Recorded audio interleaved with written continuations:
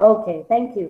So, later ko na lang siya gagawin. Okay, so once again, a pleasant afternoon to everyone. I do hope that once your name will be called in our activity for this afternoon, you will open your camera so that we can enjoy our lesson for today. But first, I would like to share with you this Bible verse from Isaiah chapter 40, verse 29, in which it says, He gives power to the weak and strength to the powerless. So, most of the time, we experience challenges and difficulties, especially nowadays, not only physical challenges, but emotional, mental, financial, spiritual, but always acknowledge our limitations. No? Huwag natin kalimutan, Lord, I acknowledge, hindi ko po ito kaya. Lord, I acknowledge, wala na po talaga kaming pera, pang mobile data to attend my classes. You acknowledge it. And then you pray to the Lord because He will give you strength. Sabi nga, He gives strength. He is our strength. And you will be able to experience the presence of the Lord when you are weak. Kasi mas mararamdaman mo yung tulong niya dahil pagka sobrang saya natin at sobrang blessed tayo paminsan-minsan, hindi natin na-recognize si God. Pero pag nanghihina na tayo at tinawag natin si God, nag-pray tayo sa Kanya, definitely He will give you strength. Okay? So, dun sa mga estudyante ko, although I won't be able to talk to you personally, one by one, kumusta kayo, ano ang mga pinagdadaanan nyo ngayon dahil we only have limited time and baka maubos ang mobile data nyo. But I do hope that we can use our GC. I may not be able to respond to it immediately, pero at least from time to time, mababasa ko siya. So those who are asking for prayer requests, asking for prayers, for counseling or guidance, you can share it in our GC, and if time permits, I'll be able to share with you some words so that you will be uplifted. Okay? So, tandaan natin, my dear students, you are taking up the teaching profession because you are a future teacher. So, therefore, we will always be optimistic and positive in whatever situation we are into. Okay? So, sama-sama tayo kasi kung ang teacher ang unang-unang nalulungkot, nanghihina, at nag-iisip ng negatibo, ano kaya ang magiging impact noon sa kanyang mga estudyante? So, definitely, your students will imbibe the negativity that you have in yourself. So, instead of that, erase nyo yun. Maging, tayo, no?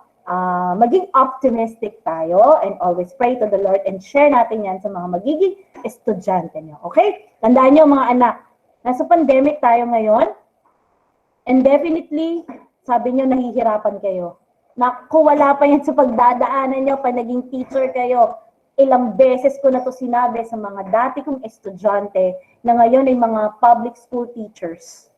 Minsan magkikwentuhan kami at sasabihin nila, Ma'am, tama ka. Ma'am, pwede ba kunin mo na lang kami? Balik mo kami dyan. Mas masaya pa kami nung nag-activity lang tayo. Okay. So, sige. So, susunod na ako mag-share ng mga ganang bagay. So, let's proceed with our lesson for this afternoon. So, I have mentioned in our notification of our Google Meet link, we will have a recitation. Okay? Now, in which I am requesting you to please read and study the PD 1006, RA 7836, the CPD law, and RA 9293 pala muna, bago yung CPD law. Okay? Sige. Uulitin ko, once your name is being called, huwag pong matatakot. Naiintindihan? Huwag pong kakabahan. Just share what you know. Okay? And hindi naman po i-judge yung hindi makakasagot. Our intention is here. Once you will be able to answer, I will give you a badge. Para saan yung badge? You will get to know in a little while. So, let's start with PD 1006 versus RA 7836. Instead of dissecting the law per section, mas madaling pag-aralan siya if we will just compare it through the activity I have given you online. So kung nasagutan niyo yon, sigurado may isasagot kayo sa Q&A natin ngayon. So PD 106 is a law providing for the professionalization of teachers, sorry for the wrong spelling, regulating their practice in the Philippines and for other purposes, while RA 7836 is an act to strengthen the regulation and the supervision of the practice of teaching in the Philippines and prescribing a licensure examination for teachers and for other purposes. So now, we will try to compare it based on your online activity. Ayan. Ay, natakpan ko siya. Anyway, sige. So, supposed to be group activity siya. So, individual activity na lang po siya. I'll be using an online relay in identifying our student participant. Kala nyo, no? Hindi po ako titingin sa ating class record. May online relay tayo. Siya ang mag-identify kung sinong sasagot sa inyo para hindi nyo sasabihin bias si ma'am. Okay? And then, once you're called at ikaw naman ay equipped ng knowledge to answer it, you will receive this badge, no? Papadala ko na lang dun sa inyo, na kung saan it's equivalent to 5 points.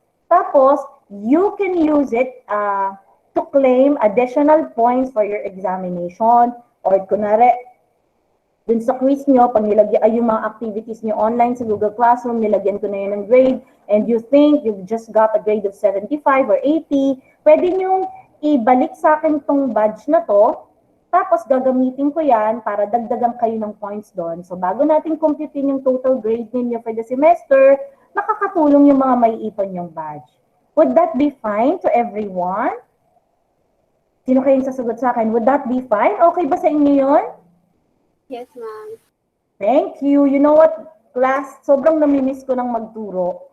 Namimiss ko ng dumaldal sa harapan at makipag-activity sa mga estudyante ko. However, with this limitation, sobrang ganun talaga. But hopefully, by next semester, kung ano man ang will ni God, kahit papano, kung mag-face-to-face man, pero wala akong idea, no? Wala pa akong idea, mga anak.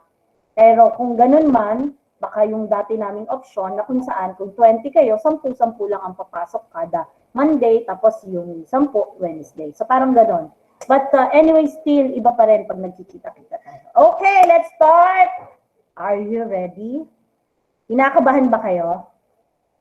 Okay, nakikita eh. Kinakabahan ba kayo? Yes, ma'am. Parang wala naman. Para namang, tingnan ko kayo dito sa cellphone ko eh. Para namang kayang-kaya nyo. Sige, let's start ha. Okay. So, we will try to enumerate or identify the difference between PD 106 and RA 7836 in terms of definition of teachers. So, wag na kayo mag-raise ng hand. Bakit po? Kasi pipindutin ko po yung ating online relay para mag-identify sino po ang sasagot. Then afterwards, I will just give you a minute. Kung hindi mo maubos yung 1 minute mo, it's alright, so that we can move on the next question.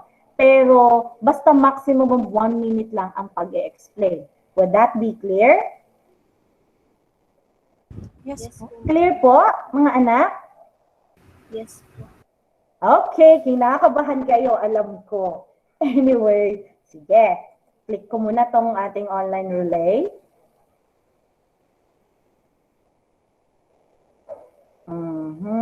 Hindi nyo pa siya nakikita. Paano ko ba siya? Stop sharing. I'm so sorry. I have to transfer here. I'm so sorry. Wait lang po. Wait lang po. Close ko muna yung aking mga ibang. Sorry for that. Para pwede ako mag-online ng lahat. Okay, so I'm sorry. I'll be sharing my entire screen now. Okay, eto na po. Tingnan ko nga kung nakikita niyo na. Ayan. So, the first person to answer our question is Angela!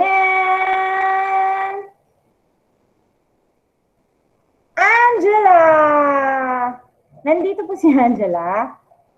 Ano bang apelido ni Angela? Sandali, hindi ko nabuksan yung... sino si Angela? Na Anghengella. Mga anak. Open your camera if you are the person being picked. Wala po dito si Angela? Or mali ako ng ruletang nagamit? Sino pong pwedeng sumagot sa akin kung nandito po si Angela? Yes po, from this section po, ma'am. Pamela, anong apelido ni Angela na A-H-N ang spelling? Galvez po. Ha? Galvez Ano? po. Galvez. Nandito ka ba? Miss Galvez? Huwag kang kabahan. Don't worry. Pwede namang iba ang sumagot pag hindi mo kaya. Nandito ba siya? Miss Pamela? Nag-left po siya, ma'am. Baka po Ha? naano po yung internet po. Ay, okay. So, wala. Oh, next tayo. Next name tayo. Okay.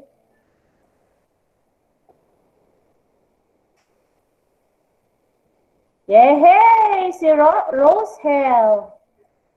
Okay, andyan na po si Rosehel. Andyan na po si Rosehel. Andyan na po ba siya? Sagot mga anak, mauubos ang oras natin. Ito naman Yes yung... po. Okay. So, Rosehel, open your camera, please. So, the question is just that. Please cite at least one difference of PD1006 and RA 7836 about difference on the definition of teacher. Ano kaya pinagkaiba ng definition of teacher sa PD106 and RA 7836? Ready ka na? Rosehel? Hindi ko siya nakikita. Are you ready, Miss Rosehel? So I can start? Nandiyan na po ba siya?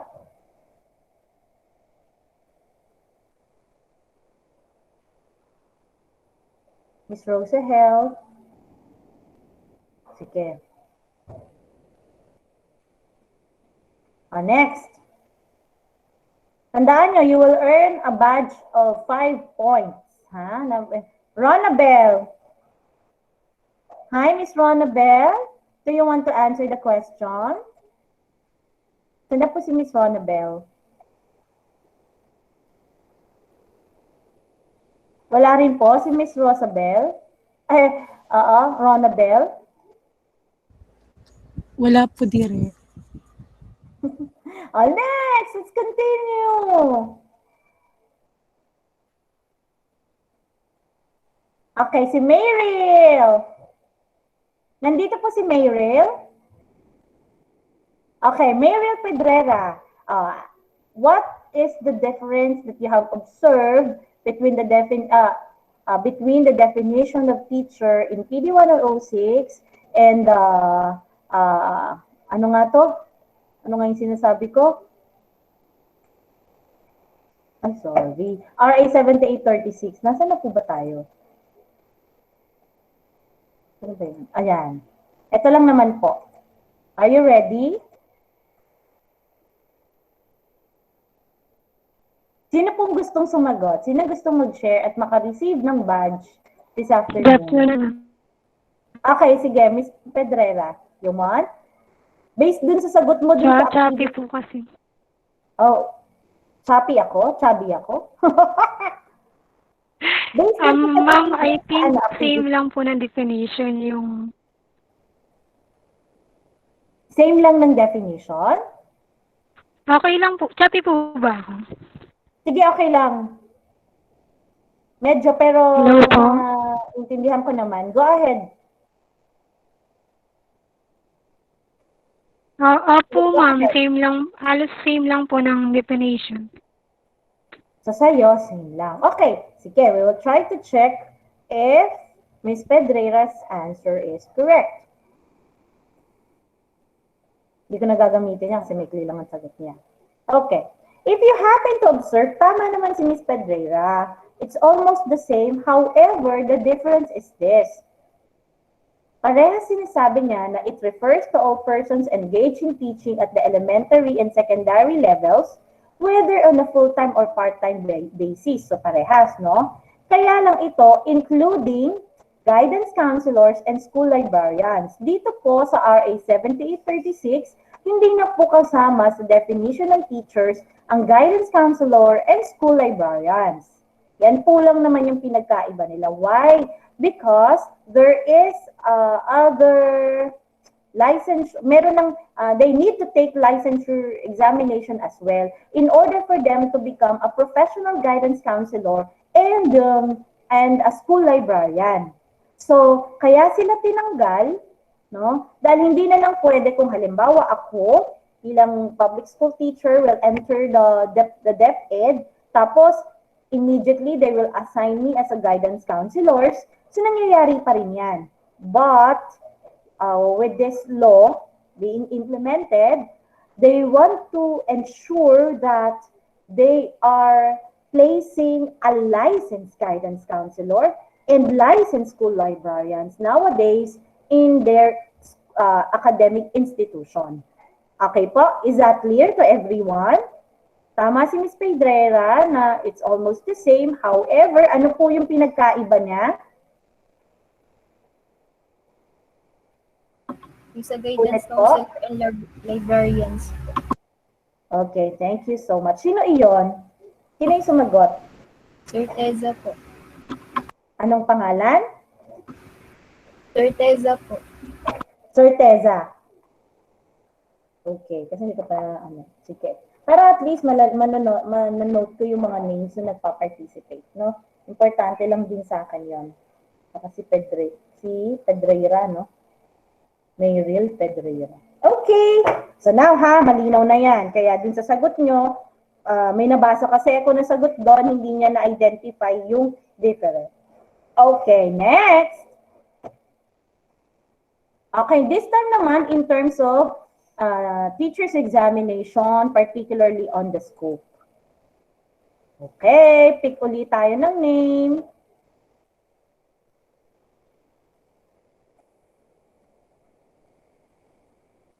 Okay. Yeah, hey, it's Eliza. Hi, Eliza. Good afternoon po, Eliza. ma'am. Hi, good afternoon, Eliza. So, share ko ulit. Ito po yung question natin. Please cite at least one difference of PD 106 and RA 7836 about its difference on scope of examination. Anong napansin mo doon, anak? Gamitin ko ito para sayang naman yung effort ko dito, ha? Ang napansin ko po doon, yung sa PD 1006 po, yung examination daw po for both elementary and secondary teachers nagko-consist daw po ng written test, tsaka po the scope is determined by the board. Tapos yung sa RA 7836 daw po, ang examination ng elementary and secondary teachers ay magkahiwalay. Tapos po sa elementary teachers daw po, may dalawa daw po na parts na sa exam nila, yung professional education tsaka daw po yung general education. And yung sa secondary teacher levels naman po, may tatlong parts. Yun po yung professional education, general education, and field education po. Yun lang po. Congratulations! Mukhang hindi lang 5 points, hindi lang isang badge ang ibibigay ko sa'yo, Miss Sanico. No? Mukhang 2 badges ang ma-earn mo dahil halos shinare mo na lahat. Thank you! Thank Yan, you nagamit ko po. naman yung timer ko. Okay, yan. Okay, so yes, she's correct that in RA 7836, it is more clear about the scope of examination. So since you are in the secondary level taking up major in English, BSE major in English, in your licensure examination, mga anak, you will take up, your examination will consist of 3 parts. Yung ating, actually sa exam, ang umaga, 7 to 10, general education, tapos 10 to 12, Prof. Ed, ito katulad ng the teaching profession, and then from 1 to 5, exam yon para sa inyong major, yung field of specialization nyo. However, sa elementary level, dalawa lang po yung scope nila. Isang GE at Prof-Ed. Okay? So, share ko na lang din sa inyo. Ma'am, nawawalan daw kung kuryente sila Angela Galvez. Okay lang, sige. Okay lang. Sabi ko naman sa inyo eh. Hindi ko naman kayo pinipressure na makasagot. But pag nakasagot lang kayo, meron nga lang kayo ma-earn na badge. Okay? Sige, ulitin ko lang. By the way, in addition to that, so based on our experience, no, sa licensure examination sa BSEd, ang allocation ng percentage of this three parts ay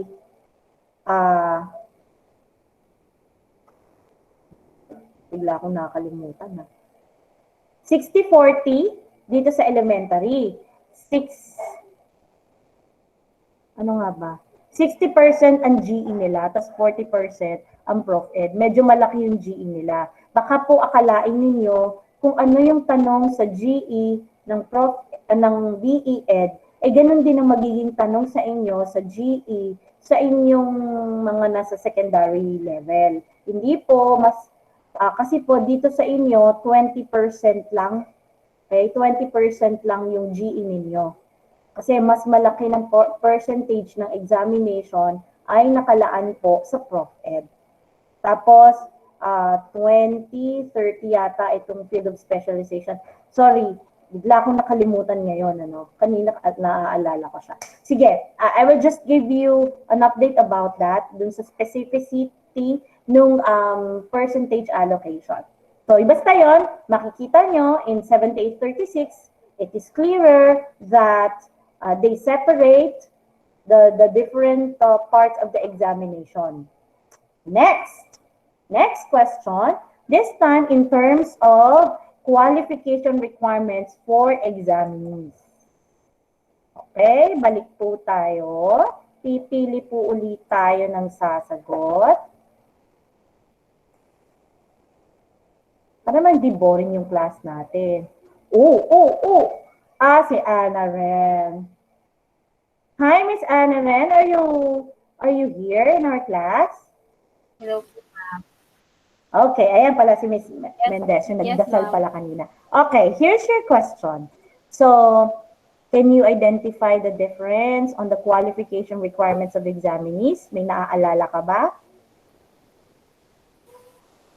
Ma'am, based on my observation po dun sa dalawa pong section, pareho lang po sila, ma'am eh. They are the same. Yung requirements for examinees po. May naaalala ka ba kahit isang requirement? Ayan, ma'am. Yung isa pong requirements, saan po? Sa PD 106 po. Kahit saan, po, sige. yung requirements po.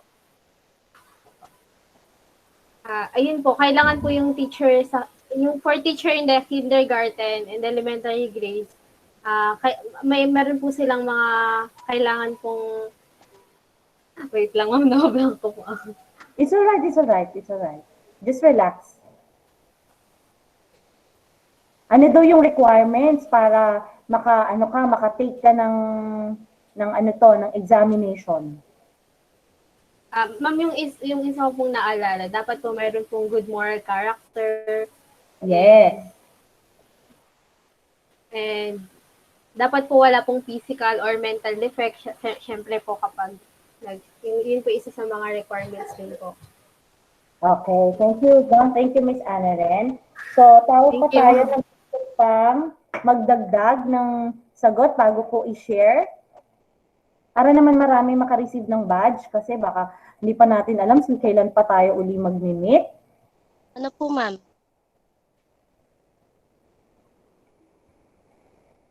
Hi, Diana! Are you here, Diana? Ma'am, si Remoto po, hindi po siya maka-attend. Gawa po ng nahihilo daw po siya. Gawa po sa mata niya.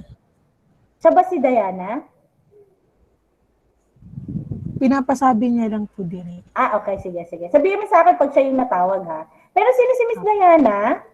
Ayun po, si Diana po pala. Siya yun. Okay, sige, palitan na lang natin ulit. Okay, next. So, nakalista na sa akin yung mga makaka-receive ng badge. Si Alma. Walang lalaki. Si Alma. Andito si Alma. Andito po si Miss Alma. Ayan, si Miss Tagle. Anything that you want to add dun sa sinagot kanina ni Miss Ana Ren? Yes po, Direk. Sige, So, go ahead. po, yung sa requirements ng PD 1006 po. Pasensya na po sa ingay. Ano po, yung sa quality education daw po, dapat po nakating tayo ng quality education. For example po, yung sa bachelor degree for elementary education.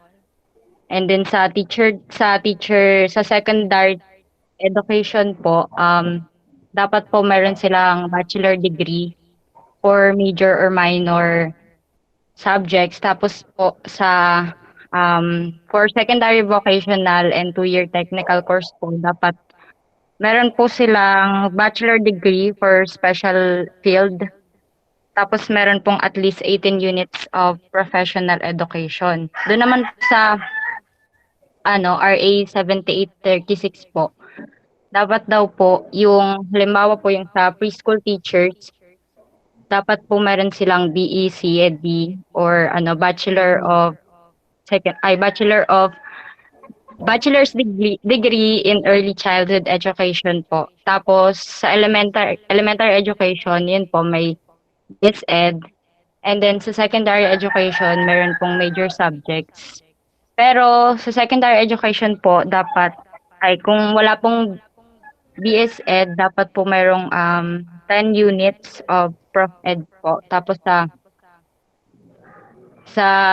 vocational teachers, secondary vocational po, dapat meron din silang specialized education. Bachelor of Specialized Education po. Okay, thank you, Miss Alma, no, for sharing with us your profound understanding of the difference of PD 1006 and RA 7836 in terms of the qualification requirements of examinees. So you are correct, no, that they identified, sabi nga ni Miss Ana Ren, the good moral character, free from any physical or mental defect para sa PD 1006. However, in 7836, it's a bit clearer on our part in which sinasabi at least 18 years old, in good health, has not been convicted. Kumbaga, wala kayong background, no, immoral background. And at the same time, dapat nga daw for teachers in preschools, dapat may bachelor's degree in early childhood education. Pero dati kasi sa PD 1006, teachers in the kindergarten and elementary grades ay parehas na bachelor in elementary education. So dati, ganyan pa siya, BS pa yung elementary education. Ngayon, BEd na siya. And at the same time, sa RA 7836, so separate na din yung elementary, yung BEd natin ngayon. Then sa secondary, alam naman natin yung BSEd nyo with the major. Tapos nabanggit nga din ni Ms. Tagle na at least meron daw 10 units in professional education. So I just would like to share briefly my experience. I am not a graduate of teacher education program. I am a graduate of mass communication. And then afterwards, I took up 18 units of education, yung tinatawag natin continuing profession, ano. So I took up that, so that gave me a ticket that enables me to take the licensure examination for teachers. So nag-major din ako ng English. And afterwards, I took up a master's degree in line with this and trainings in line with teacher education program. Okay? So kung halimbawa, meron kayong mga, ayan, may gustong sumama daw. Ano ba siya i-admit? Na-admit ko na siya. Halimbawa, meron kayong mga kamag-anak, hindi talaga sila nakapagtuloy ng education, hindi pumasa sa URS. Sabihin mo kung ano man yung kanilang programa ngayon. Halimbawa, ang program nila ngayon ay BSIT. Pag-graduate nila ng 4-year course, saka sila kumuha ng, mamaya explain ko kung bakit 18 units na, no? Ng 18 units, the 18 units in professional education, mag-e-enroll ka lang noon. Tinatawag natin ganon. Then, magbibigyan ka na ng qualification to take the licensure examination. So, saka sila mag-masters in line with teacher education. So, magiging teacher pa rin sila. Hindi titigil ang kanilang pangarap na maging isang guro pag hindi sila pumasa dun sa admission examination. Okay, thank you. Ayan, this time naman in terms of rating. Okay, so our question is about the difference on examination rating. Okay, magtatawag uli po tayo. Ito na lang.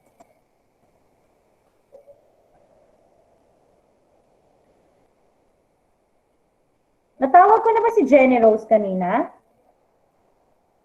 Nandito po si Jenny Rose. Okay. Okay ba si Miss Jenny Rose? Makakasagot ba siya? Makakasagot ba si Miss Jenny Rose?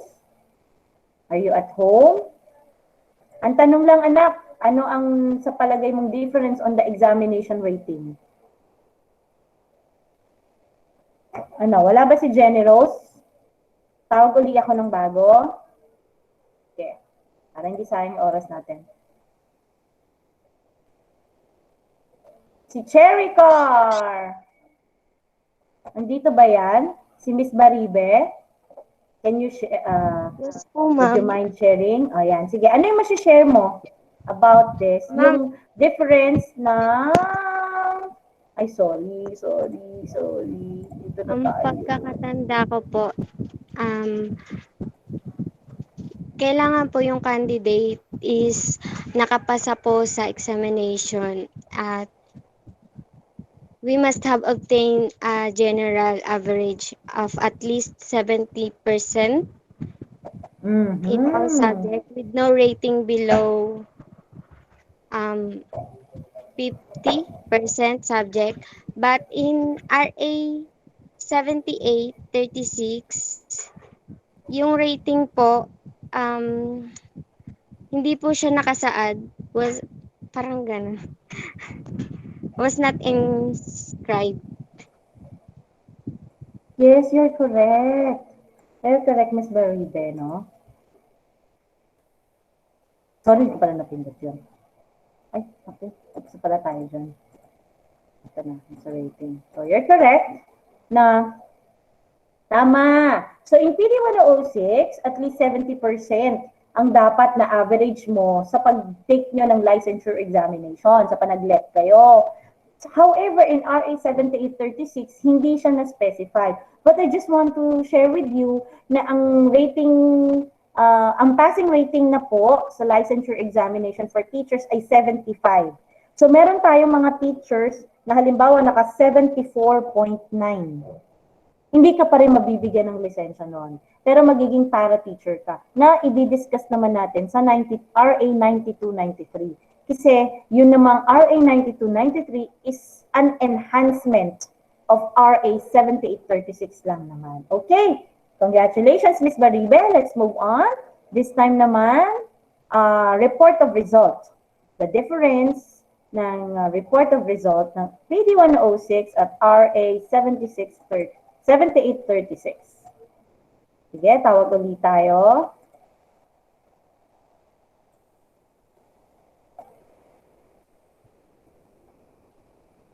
Natawag ka na ba si Eliza? Natawag na po si Miss Eliza. Opo. Ay, oo, si Sunny ko, sorry, oo. Yung dalawang badge sa akin. Continue, that pala, dinilit ko na yung name niya. Okay, next. Lang lalaki? Si Rosie Hill na naman. Gusto na bang sumagot ni Miss Rosie Hill? At tawag uli ako. Hello po, ma'am. Good Hi. afternoon. Oo, sige, Miss Sandales. Anything you would like to share para maka-earn ka naman ng ng badge? About the difference on the report of result. Ang pagkakatanda ko lang po, ma'am, is yung yung PD 106 is yung 150 days after the last test exam, while the RE 7836 is 120 days lang po to result of exam. To release the results. Ay, no. Okay, thank you. Thank you, Ms. Rosahel, for that. Stop na natin to. Actually, tama siya, no? Pero sa ngayon, hindi actually ngayon yung pa naglalabas ng result, ang PRC, ang Philippine Regulation Commission, or PRC, to facilitate the licensure examination for different fields. Hindi na po inaabot ng 120 days. Ngayon, parang 90 days na lang na ilalabas na po yung result. Parang mga 3 months lumalabas na po. Okay? So, medyo mas mabilis. However, I would just like to inform you that as of this year, due to pandemic, nag-stop po muna ang pag-offer ng licensure examination. So, ang licensure exam, you can take licensure exam either March or September. So, twice a year na siyang ibinibigay. So, kung halimbawa, pagka fourth year nyo, graduate na kayo at ang graduation natin ay July, no? So, at least yung, hindi pa kayo makakaabot ng September pala kasi ang deadline nun, mga July, wala pa kayong TOR. So, pagdating ng March, pwede na po kayong mag-apply to take the examination. Okay? Sige. Next, in terms of National Board for Teachers. Anyone who would like to answer? Nag-enjoy ako dito sa ating random picker.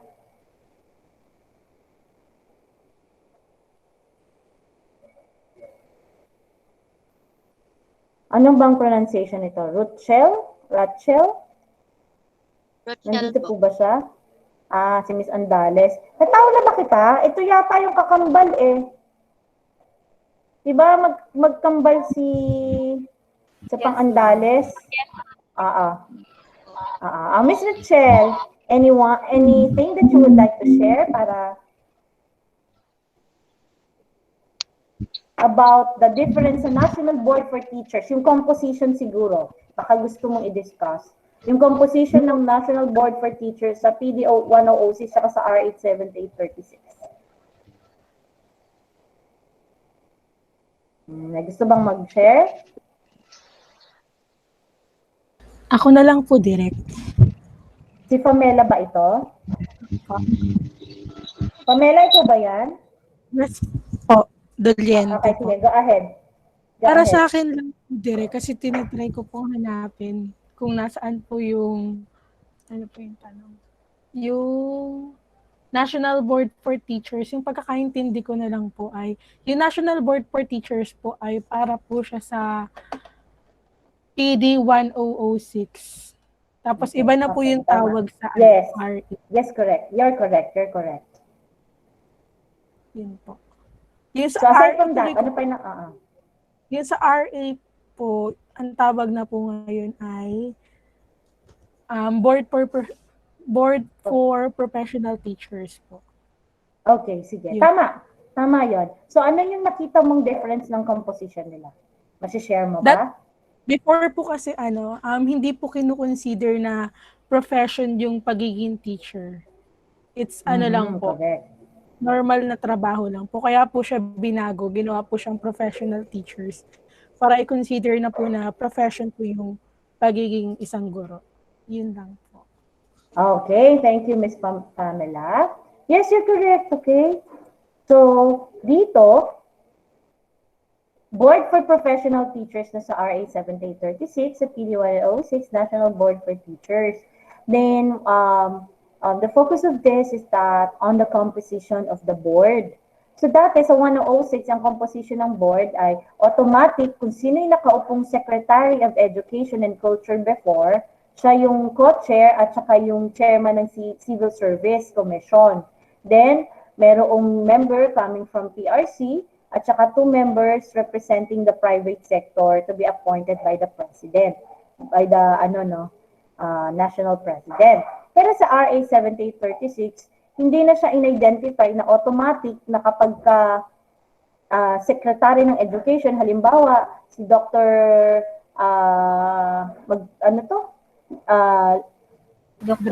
Secretary Briones, okay? hindi siya automatic magiging board ng professional teachers. Ina-appoint pa rin siya, i-appoint pa rin siya ng president. Tapos, pag nakabuo na ng board, sila ngayon ang mag-e-election, sino magiging chairman, sino magiging vice chairman, and members. Okay? So, hindi yung halimbawa, kung in-appoint ni President Duterte, yung taga-CHED, okay? Si Prospero de Vera, si DepEd, tapos kung sino pa, it doesn't mean na automatic siya na yung chairman or chairperson ng board for professional teachers. Sila ang magbobotohang 5. Kung sino magiging chair, vice chair, at member. Okay? Why is it important? It's very important because they are the ones setting the specific topics included in the examination. Katulad sa BTLED. BSE major in TLE before. Kasi yung BSE TLE before, under siya ng secondary education, tas major niya TLE. Na kung saan it has 14 different majors. So sila yung nag-identify kung sa exam ngayon, i-include ang carpentry, agriculture, etc., etc. Kaya importante rin yung composition ng board. Sila yung magra-ratify ng examination set. Okay? Next. Ito naman, yung revocation. Ano yung mga causes, possible causes, para ma-revoke, okay, matanggal yung iyong lisensya or yung certificate? Ma'am, volunteer po. Sandali. Tingnan ko muna. Sino to nagvo-volunteer? Si? Elisha po. Okay, si Elisha Palad. Okay, Yes, anak, po. sige. Kalang. Ma'am, Okay, go ahead. wait lang. Sa ano po, Go sa ahead. PD 1006, hindi po dinetermine yung causes ng revocation of ang certificate and licenses. Doon naman po sa RA 7836, nagsabi po ng ilang mga causes like immoral conduct, tapos criminal offense, and yung ano po, hindi po uma-attend ng mga seminars. Okay, sige, let's see if tama yung na-share sa atin ni Miss Elisha. Okay, so in RA 7836, you mentioned yung conviction for any criminal offense, ano? So, tayo, mga teachers, as much as possible, you have to maintain your integrity. Make it sure na hindi kayo makakapasok sa anumang sitwasyon na that would bring you a criminal offense. Okay? And also, yung mga immoral and unprofessional or dishonorable conduct because it would revoke your licensure. So, isa na lang po sa example ko is yung, halimbawa, mare-report kayo na you're entering yung mga gambling areas, na-report po kayo, na-picturean po kayo.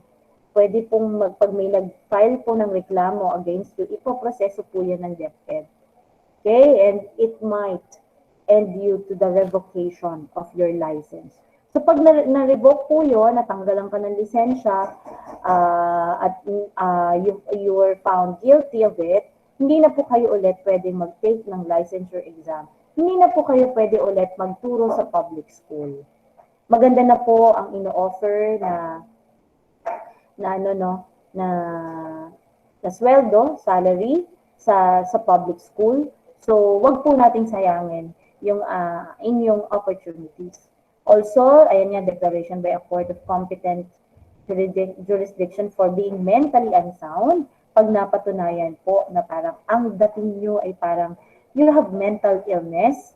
So, pwede rin pong maging grounds yon para matanggalan po kayo ng lisensya at matanggal sa public practice and malpractice, gross incompetence, gross negligence, or serious ignorance of the practice of the teaching profession. Halimbawa po, lalaki kayong teacher, no? Nagselos ka, napatay mo ang asawa mo. So, affected po ang lisensya mo doon. Okay? So, doon naman sa PD 106, the board may, for reason of equity and justice and upon proper application, therefore, may issue another copy original duplicate upon payment of the required fee of a certificate which has been revoked. So parang medyo noon po, dahil hindi pa nga siya as profession, ang teaching, hindi pa po siya kasing bigat nitong RA 7836. So pagka na-revoke, pwede mong ipa-replace. Okay? So ito po, hindi na po yan. Okay.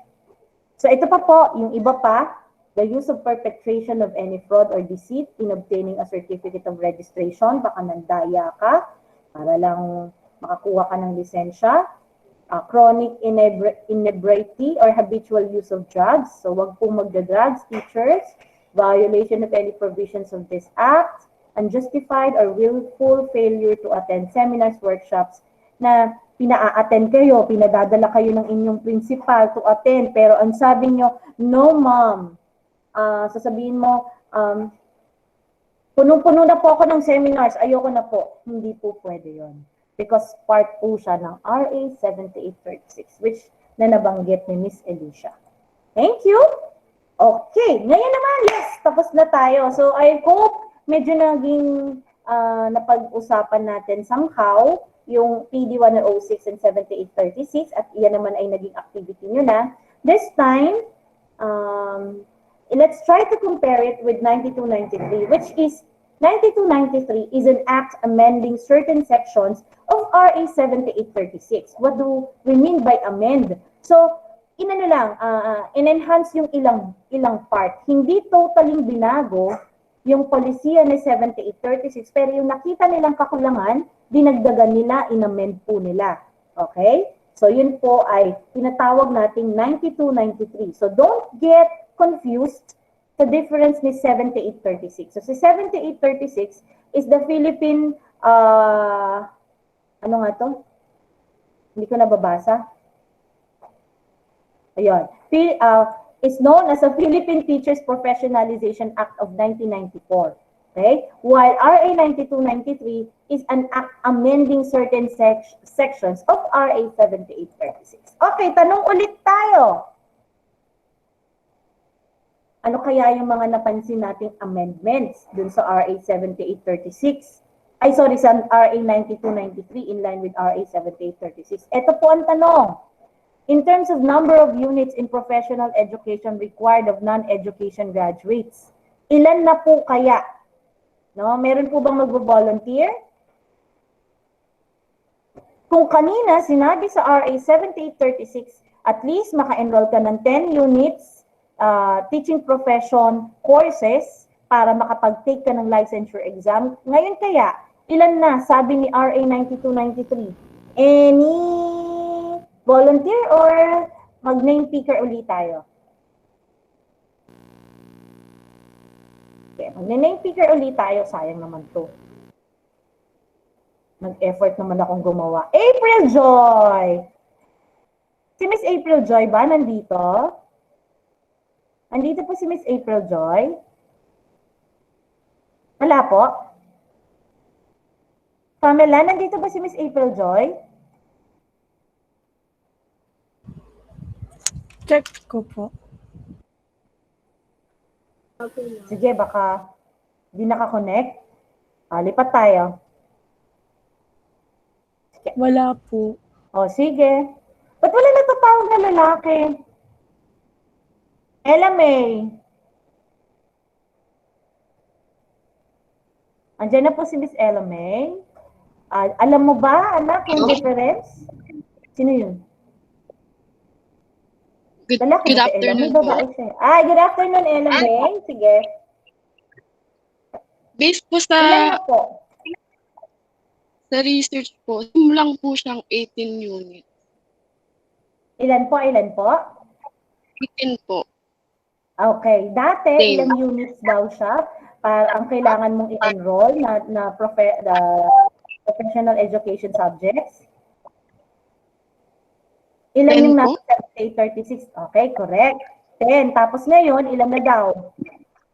18 po. Okay, sige, let's check. Correct. So, tama po si Miss. Ano nga uling name? Ano nga uling Ella. name? Yan, sorry, Ella. Si Miss Ella May. Okay, so correct, Miss Ella May, 18 units. So, ulitin ko, pag may mga kamag-anak kayo na gustong maging teacher, tapos na siya dati ng kanyang undergraduate degree program, pwede po silang mag-enroll ng 18 units ng professional education. Meron tayong offer niyan sa Angono, sa Morong, ano pa bang campuses? Rodriguez, Antipolo, para pwede silang maging guro. Okay, next, another question. Registration of those engaged in teaching without examination. Ano kaya yung amendments na ginawa dito? In terms of registration of those engaged in teaching without examination. Meron bang gustong mag-volunteer?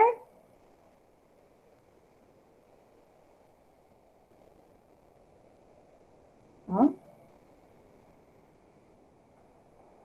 Next na natin, hindi na nakasagot kanina si Rachel eh. Joshua. Nandito po si Joshua. Wala nga po si Joshua dire. Wala? O sige, si James na lang. Parang nag-iisa yung boy natin dito. James, do you have any idea about this question? Do you want to share anything?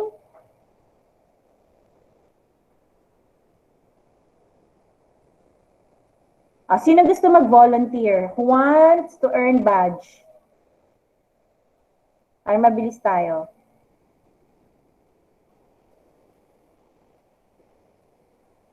Sino po gusto mag-share?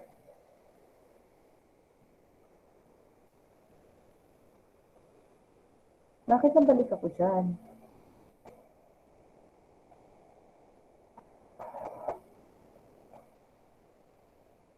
Okay. Okay. So, in Article 26, so pakihanap niyo na lang yan, Registration 3, Registration and Exemption, no person shall engage in teaching or act as a professional teacher as defined in this act, whether in the preschool, LM, or secondary, unless the person is duly registered professional teacher and a holder of valid certificate of registration and a valid professional license, or a holder of a valid special temporary permit. So, ibig sabihin sa tanong po na ito, you cannot engage in teaching without examination. Okay? Kaya nga ako po, as a nanay, I am really looking forward na yung anak ko mas ma-enroll ko sa public school. Because in public school, I am assured that all teachers there are holder of licensure or of license, professional license in teaching. Unlike in private school, bibihira sa private school, ang lahat ng teacher nila ay lisensyado. Which is dapat talaga hindi nila tinatanggap. Kaya lang kung hindi rin naman sila tatanggap ng hindi pa lisensyado, walang walang training ground yung ating mga magiging graduate ng teacher education program. Okay? So, pero as much as possible, sa public sector, hindi po kayo pwedeng magturo ng wala po kayong, you haven't taken the examination. And of course, you should pass the examination. Pero sa private school po, makakapagturo po kayo basta nakagraduate kayo ng inyong teacher education program. Okay, next. Ano pa yung inamend doon? Ito yung binabanggit kong rating for para-teachers. So, diretso na natin, ano? So, with the rating not lower than 5 percentage points from the passing general average rating. So, yan yung, kasi ngayon po, sabi ko nga, naging 75% na yung passing percentage. Before, 70, pasado na yon. So, naka 70.0 ka, mabibigyan ka na ng lisensya. Ngayon po, hindi. Dapat 75.0. So, pag hindi naman po, siguro, inabot ka lang ng 74 point, yung 74 points na yon papuntang 75, mabibigyan po kayo ng para-teachers na ito po ay kung saan, kumbaga sa teacher, kaya nga papunta ka pa lang doon, but you will be given still opportunity na mag-volunteer or maging teacher aid for the meantime until such time that you pass your licensure examination. But still, you cannot secure slot in the public sector. Hindi po kayo mapapasok as permanent DepEd teacher kung ikaw ang na-achieve lang ng score mo sa exam ay for para teachers. Okay po? I hope I make myself clear. Okay, other than para teachers, who else are entitled to a special permit? Anyone? May gusto bang mag-volunteer?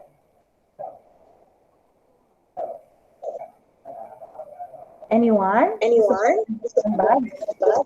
Ma'am, ako po. Sino po ang mag-volunteer? Si Kanda po. Dali. Sino po? Vanessa Kanda. Sige, Miss Kanda. Ano po, pwede po siyang, may special permit po para po sa mga para-teachers na i-issue po ng board. Para po maka-issue ng international and widely acknowledged expert po para po sa respective field niya po. Okay, correct. Bakit ako may feedback? Pagkatabi ba tayo, Miss Kanda? Okay, anyway, thank you. Thank you po. Okay, so the correct answer is a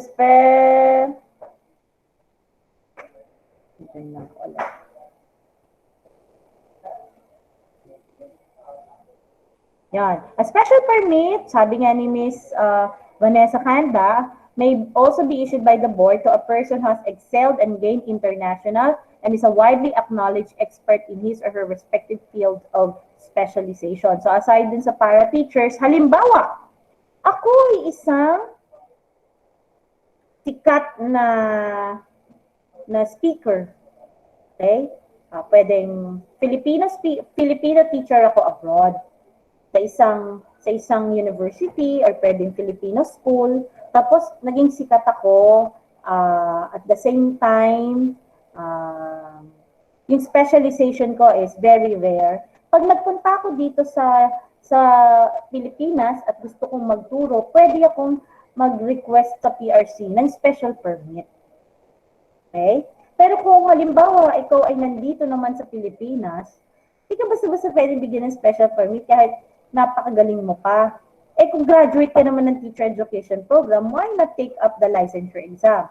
Pero pwede kung halimbawa, you're a specialist in UP, pero hindi teacher education ang program mo, pero kailangan yung expertise mo to teach, lalo na sa public na nagre-require ng licensure, pwede siyang kumuha ng special permit sa PRC. Okay? So I hope I make myself clear.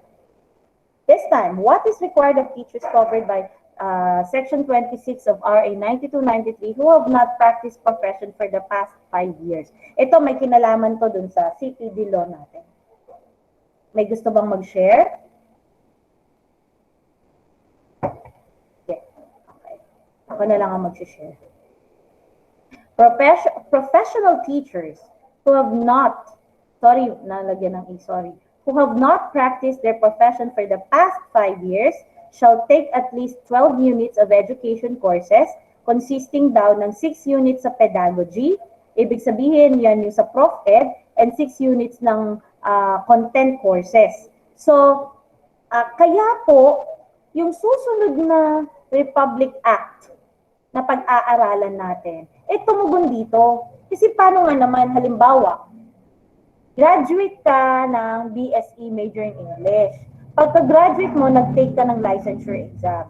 However, nung nakapasa ka na, nabigyan ka ng opportunity, halimbawa, in-invite ka ng ng kamag-anak mo, maging manager sa isang yung napakalaking kumpanya. So, tinanggap mo kahit pumasa ka na ng board. So, after 5 years, nalungkot ka. Ang lungkot sa opisina. Gusto ko pong magturo at i-practice. So, hindi ka pwedeng bumalik at mag-apply sa DepEd para makapagturo agad. No. So, dito sa RA 9293, ang sinasabi, mag-e-enroll ka pa po ulit ng 6 units na Prof-Ed at 6 units na content courses. Yun yung GE, General Education natin, kumbaga. Okay? Mamaya, idudugtong natin yan sa CPD law. Ito, anuhin na natin, bilisan ko na. Who can be issued a license without examination? A holder of a certificate of eligibility as a teacher as issued by the Civil Service Commission and Department of Education, Culture, and Sports, or a registered professional teacher. By the way po, mga anak, ito po ay medyo hindi na po siya pinapractice ngayon. Ang pwede, ang napapractice lang ay ganito. Pag graduate kayong cum laude, magna cum laude, or summa cum laude, automatic, makaka-receive kayo ng civil service eligibility. Kasi ina-exam din po yan, katulad ko, I took the examination ng civil service para ako ay maging eligible na magtrabaho sa isang government office. Just like our state university, URS, maliban sa license ko no, sa teacher. Pero ngayon, hindi na siya pwede na mabibigyan ka ng lisensya without examination. Okay? So talagang lahat po tayo dadaan sa pagkuha ng licensure exam. Kaya po talagang kung ang puso nyo ay pagtuturo, namnamin nyo. Kahit na nasa pandemic tayo, still pag-aralan nyo pa rin yung mga subjects nyo. Kasi you cannot be an effective and efficient teacher kung hindi mo naiintindihan to. Lalo tong Prof-Ed pedagogist to eh. No? Ang kinaibahan ng ibang kolehiyo sa College of Education is that kung ang professor nyo ay licensed teacher, definitely mabibigyan niya kayo ng magandang teaching strategies. Okay? Unlike dun sa iba nating mga faculty na hindi naman talaga lisensyadong guro, wala silang background sa pagtuturo ng mga pedagogies or teaching strategies. Okay? Ito na yung sinasabi kong CPD law kanina na in connection dun sa tanong natin. Ito yung RA 109-112 na kapag ka nga daw hindi mo na-practice ang profession mo after you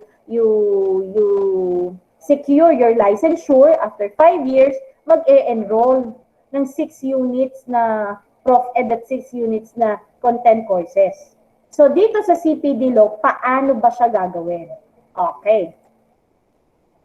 So may short video tayo para somehow magka-idea kayo bago tayo magkaroon ng last Q&A. Konti na lang ang Q&A natin dito.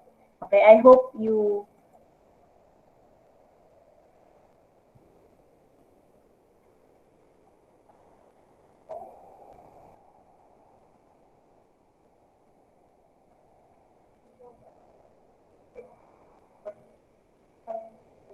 Ma'am, wala pong sound. Thank you po. Ay, sorry, walang sound.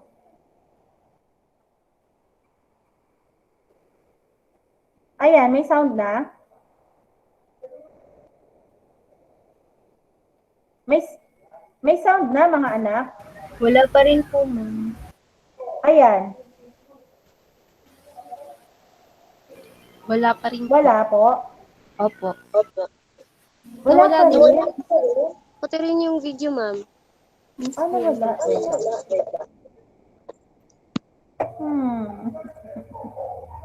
Bakit? Ulitin ko. Window lang muna ako. Sige. Check natin ha, check natin. Pa-react ha, paki-react pagka kung di nyo maririnig yung video.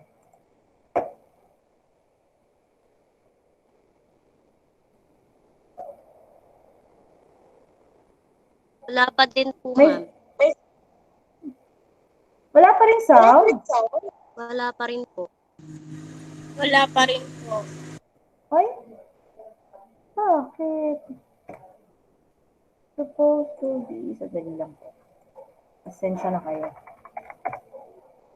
Yung mga kaya pang... Ano ba yun? Hanapin ko na lang siya. Ito na lang. Tingnan natin dito. Naku, may ads pa. Dali, lipat ko dito ha. Sana ano ba yun?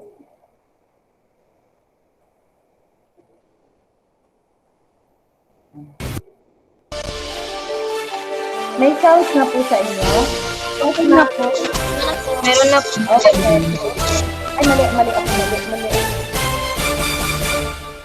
Board, or the PRC, recently released Resolution Number 11, which encompasses the operational guidelines and the implementation of RA 10912, otherwise known as the Continuing Professional Development, or CPD Act of 2016 for professional teachers. All professional teachers shall be required to comply with 15 CPD units for renewal starting this December 2017. Professional teachers who are going to renew on January to December 2019 will be required to comply with 30 CPD units, and renewals from January 19 onwards are required to comply with 45 CPD credit units, provided all required credit units shall be acquired in a compliance period of 3 years with at least 10 credit units earned per year. A rough breakdown of the said Republic Act is as follows. In Section 2, Article 1 of Republic Act number 7836, the Philippine Teachers Professional Act of 1994 states about the provision of the policy of the state to regulate and professionalize the practice of teaching. It is further enunciated in the said section that the state recognizes the vital role of teachers in nation building and development through a responsible and literate citizenry. Furthermore, the state also ensures and promotes quality education by proper supervision and regulation of the licensure examination and professionalization of the practice of teaching. In Section 15, Article 4 of Republic Act number 10912, or the CPD Act of 2016, it was indicated there that the PRC, or Professional Regulatory Commission, is granted with the authority to prescribe their own requirement or procedures relating to the CPD as may be pertinent and applicable to their respective profession, provided it does not contravene any of the provisions of the Republic Act number 10912 and its implementing rules and regulations. In compliance with such mandate, the PRC for Professional Teachers formulated its CPD operational guidelines after a series of consultative meetings with its stakeholders. Stay tuned for more updates regarding the CPD, license renewals, and the upcoming board exams. We ask so you may know. We feature so you may appreciate. Okay, sige, let's proceed na. Para... Ay, mali. Hindi ko pala na-share sa inyo. Sorry. Okay, so let's proceed with short question, and then I will further share with you my experience in this in application of this CPD law. Okay, so anyone? What is Republic Act 10912 based on what you have heard? May gusto po bang mag-volunteer na lang?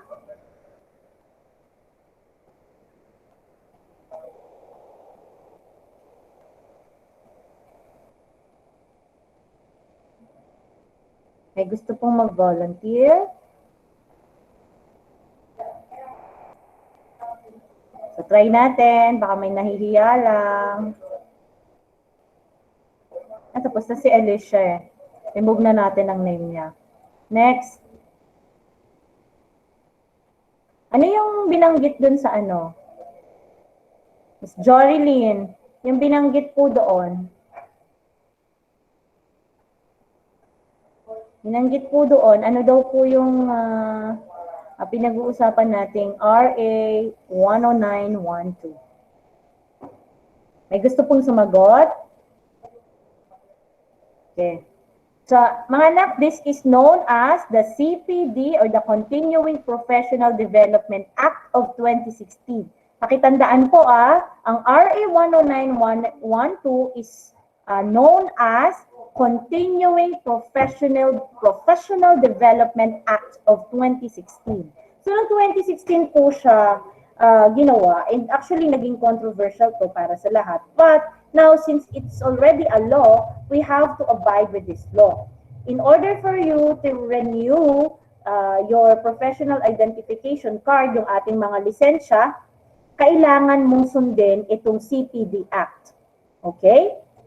Okay, listen na po natin. When was the law enacted and what is its date of effectivity? So, it was lapsed into law in July 2016 and it took effect on August 16, 2016. So, after 1 month, nag-take effect na po siya. Okay? So, ulitin natin, lapse into law, ibig sabihin, isinamit sa Kongreso, Senado at sa Presidente itong Republic Act na CPD. Since nag-lapse into law siya, automatic, i-consider na rin siya na Republic Act, tapos nag-take effect ng August 2016. Kaya nung 2017 po na tayo ay nagsisimula na, ayan, nung tayo po ay, ito na yung implementation talaga ng RA 10912 or CPD law. Tandaan niyo yun, CPD law. Nag-start siya, started on March 15, 2017 upon the effectivity of Resolution number 1032 kasi nakagawa na po ng tinatawag na Implementing Rules and Regulations. Yun yung tinatawag na IRR. Ang bawat batas ay meron siyang katuwang na IRR. Ibig sabihin, paano i-implement ang batas na to? So since na-release na yung IRR, nag-take effect na po siya ng 2017 na marami po ang nagreklamo. Marami ang hindi sumang-ayon kasi this CPD law is not limited to professional teachers.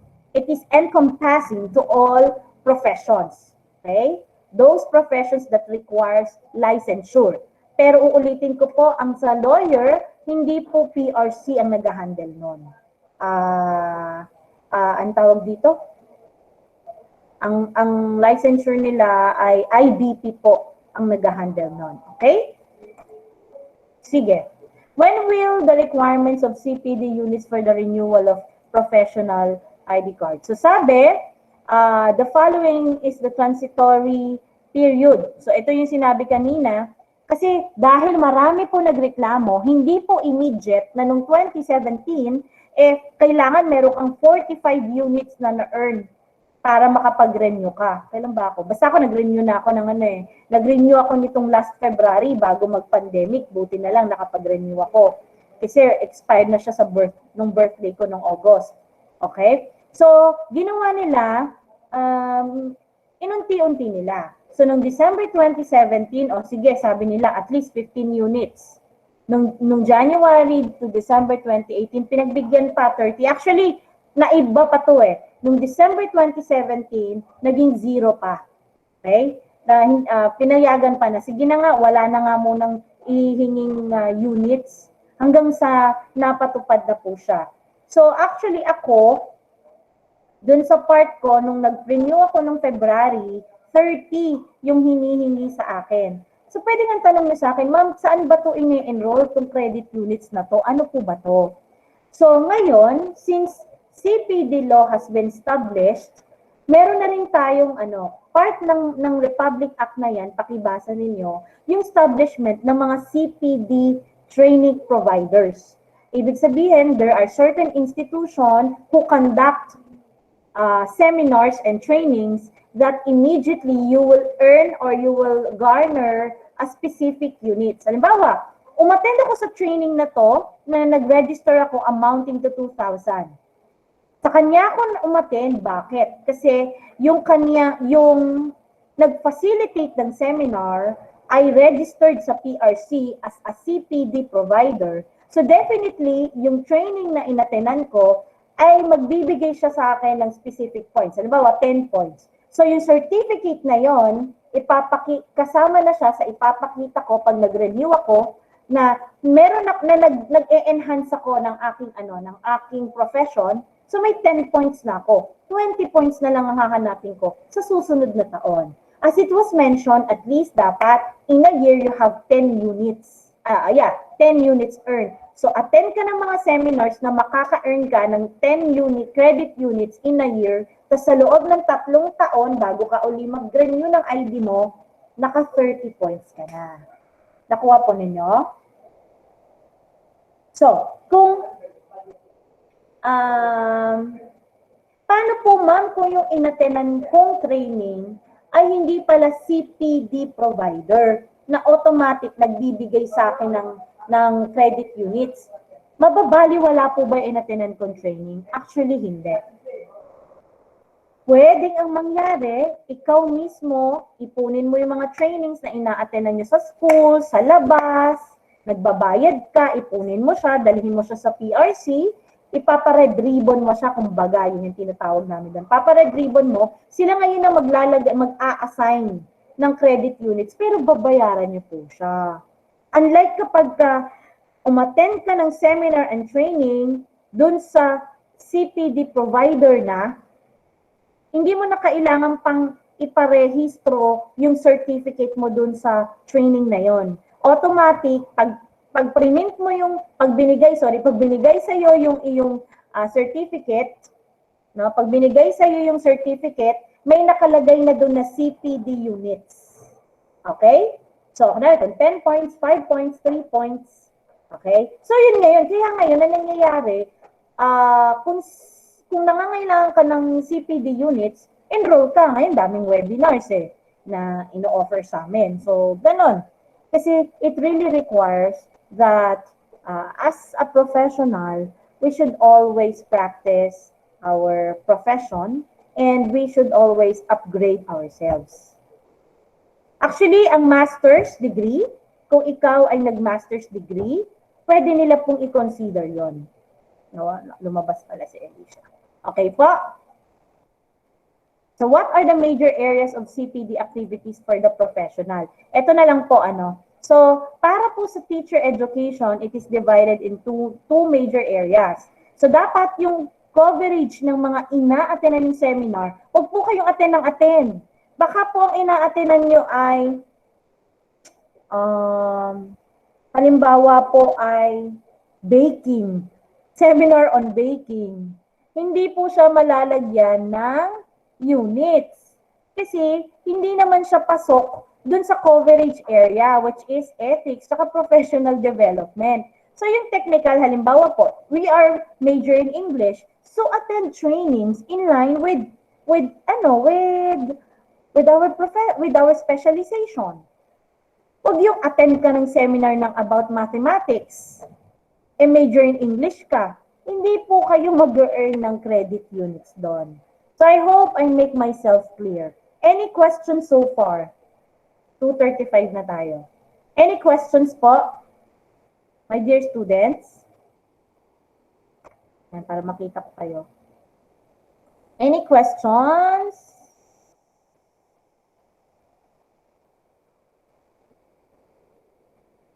May tanong po ba tungkol dito sa CPD law?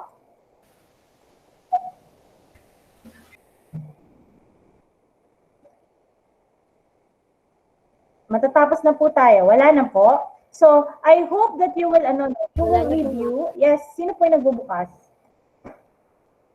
Lagpas na tayo ng 5 minutes. Sa bagay, nag-start tayo ng 1:07. Sige po, mayroon pang tanong. So, I encourage everyone to please read CPD law furthermore so that you will be ready for the exam.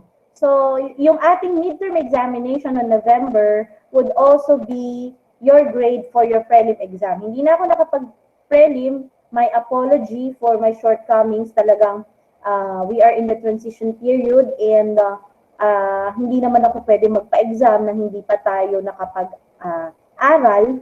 So, sabi ko, ang gagawin na lang natin, yung scope ng prelim, yung ilan doon, ipapasok natin sa midterm. So, yung ano yung score niyo ng midterm, yun din po ang magiging score nyo sa prelim examination. Okay? So, I do hope na you continue to study these topics at be ready for the midterm examination on November. Hopefully, may secretary na ako pagdating ng November para hindi na po ako nahihirapan pa pagsabay-sabayin lahat yung ating mga ginagawa sa ngayon. So, my appreciation to everyone because you understand all my shortcomings as your teacher right now. No, so Kasi kung kami naman talagang papipilin, we really love to spend time with our students. However, sa binigay sa atin ngayon na obligation, I have to prioritize and focus on the administration matters.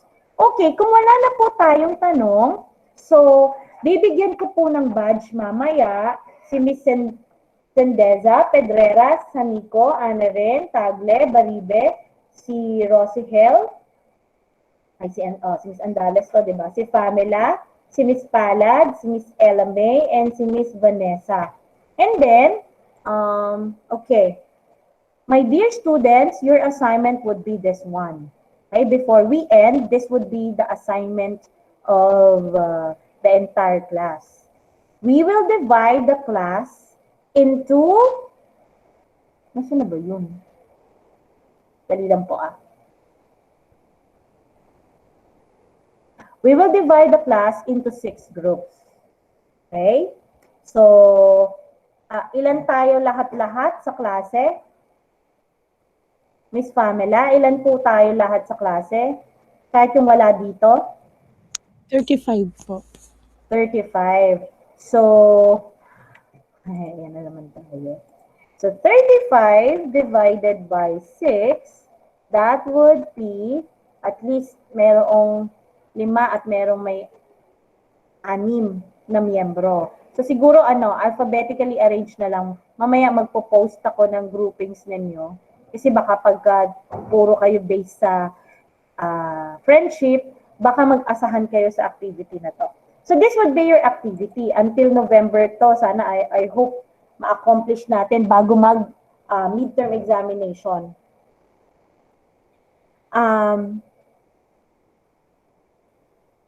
My students, I am encouraging you to make your group report. Alam mo, paano kami mag-group report? Di naman kami nagkikita-kita. Okay. So, I will give you your topic. Kung titignan nyo dun sa Google Classroom natin, yung ating course content, rather.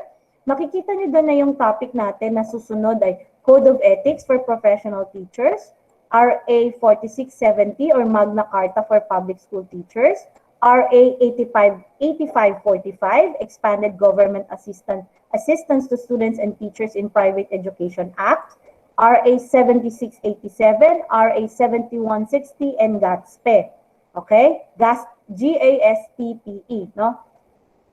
So, i-divide po natin yon sa bawat group na ilalabas ko mamaya doon sa GC natin. All you have to do is to come up with your video report. Kung gusto nyo, hati-hatiin nyo yung topic, kanya-kanya kayong video sa bahay, saka nyo pag-combine. Okay?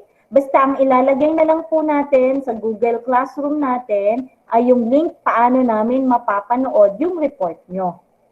Okay po? Para mapanood din ng classmates nyo at maintindihan nila yung topic which is assigned to you. Sige, any question? Baka nalilito kayo. Any question po?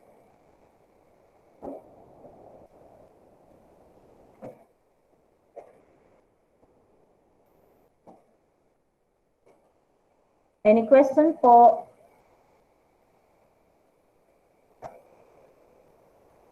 So mamaya, ulitin ko po.